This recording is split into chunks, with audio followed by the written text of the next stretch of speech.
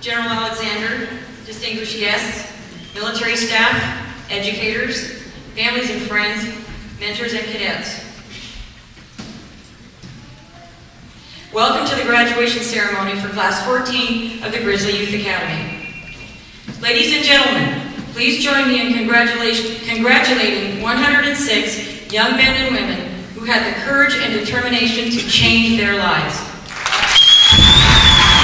Once again, welcome. Director, Youth Programs, California. Ms. Jean Dukes, Assistant Superintendent of Student Services, San Luis Obispo. Mr. Paul Piet, Principal, Grizzly.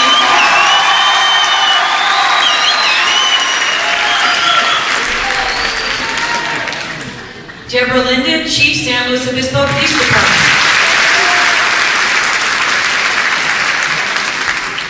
Mr. Gerald Shea, District Attorney, San Luis Obispo County. And Sergeant First Class Youth Programs, California.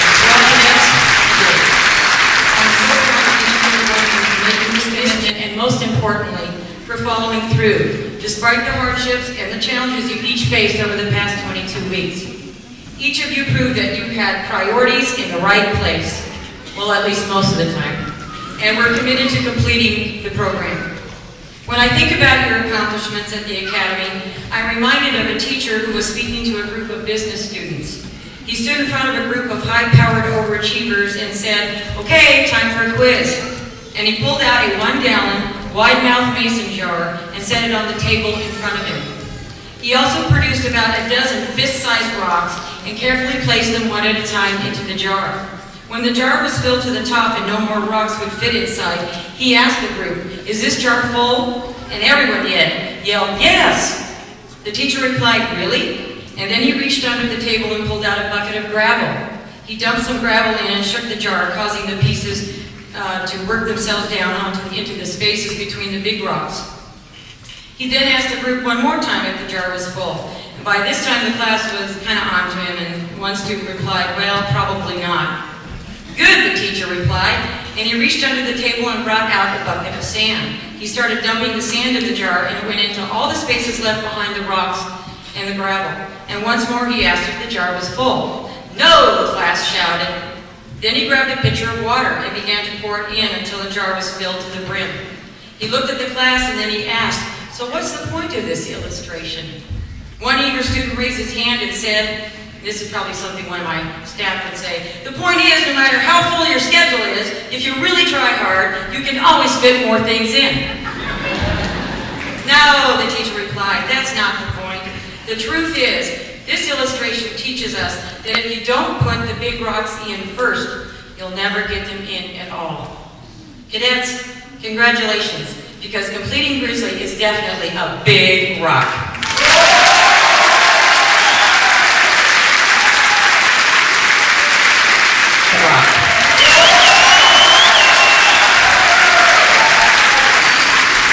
Next, headquarters personnel, support staff, and medical clinic personnel. Where are you? Behind the scenes, there's been a lot of hard work. And last but not least, the cadre. Where are you guys?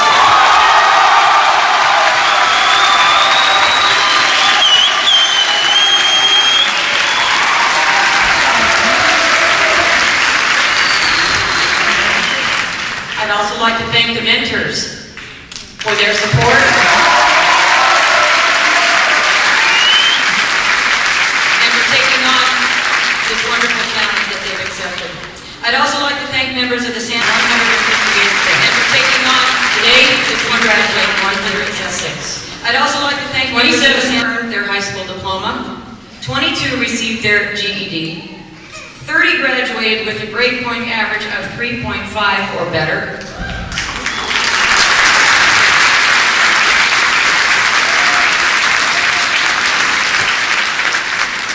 3 maintained a 4.0 grade point average during the entire cycle.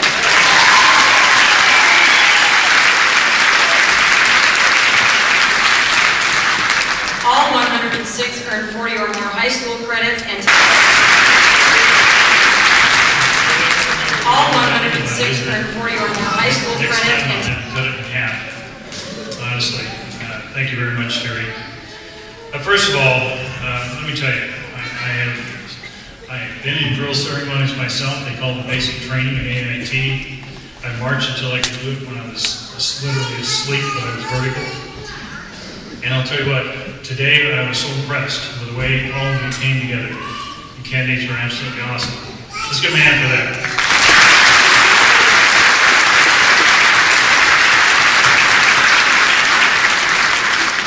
Now, one of the things we're talking about, and very important, of course, is what you do with your lives after this graduation today. You can't see it as well as I can, but I think the ratio is about 3-to-1 in your favor. And those are all your families that are sitting back there, friends and mentors and people that are going to help you make some right choices in the near term and hopefully for the long term. So for all those families and people that are going to support you in the future, please give them a round of applause too.